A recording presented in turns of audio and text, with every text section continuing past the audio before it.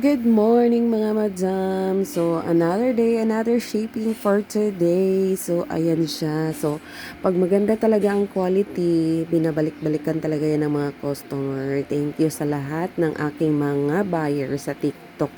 Thank you sa lahat ng nag-check out. Hindi ko na kayo iisahin. I love you all.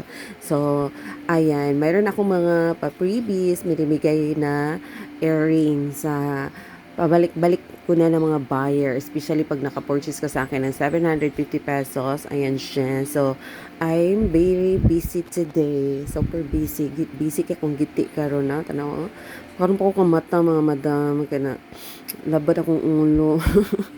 Pero pag print na ako, daga malaki kong order. Ang dami ko palang order. So, nawala ang labad sa aking ulo. So, ayan. Mads, pag diet na Mads, tambok na kay ka.